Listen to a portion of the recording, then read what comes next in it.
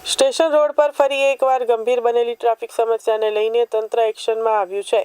ત્યારે મહાત્મા ગાંધીની પ્રતિમાને લઈને કરમસદ આણંદ મહાનગરપાલિકા તથા ગામડી વોર્ડ સુધીના જાહેર માર્ગ પર અડચણરૂપ રીતે પાર્ક કરાયેલા વાહનો માટે સામે ટ્રાફિક પોલીસ દ્વારા કડક કાર્યવાહી હાથ ધરવામાં આવી છે।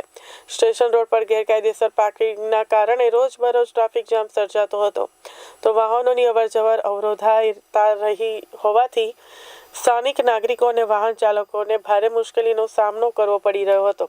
ટ્રાફિક પોલીસ દ્વારા કાર્યવાહી દરમિયાન 2 વ્હીલર વાહનોની ક્રેનની મદદથી ઉઠાવી લેવામાં આવ્યા હતા, જ્યારે 4 વ્હીલર વાહનોને સ્થળ પર જ વ્હીલ લોક લગાવી દેવામાં આવ્યા હતા। સાથે જ નિયમ ભંગ કરનારા વાહન ચાલકો સામે દંડાત્મક કાર્યવાહી પણ કરવામાં આવી હતી। આ કાર્યવાહી દરમિયાન 25થી વધુ વાહનોને સ્થળ પર જ લોક કરવામાં આવ્યા હતા, જેના કારણે કેટલાક વાહન ચાલકો નારાજ જોવા મળ્યા હતા। શરૂઆતમાં કાર્યવાહી સામે વિરોધ પણ નોંધાયો હતો, જો કે ટ્રાફિક સમસ્યાની ગંભીરતા સમજતા બાદમાં વાહન ચાલકોએ કાયદેસરની કાર્યવાહી માટે સહયોગ પણ આપ્યો અને દંડ ભરી પોતાના વાહનો છોડાવ્યા હતા। ટ્રાફિક પોલીસનું કહેવું છે કે જાહેર માર્ગ અને ગેરકાયદેસર પાર્કિંગ સામે આવી કડક કાર્યવાહી આગળ પણ ચાલુ રહેશે। નાગરિકોને ટ્રાફિક નિયમોનું પાલન કરવા અને તંત્રને સહયોગ આપવા અપીલ કરવામાં આવી છે।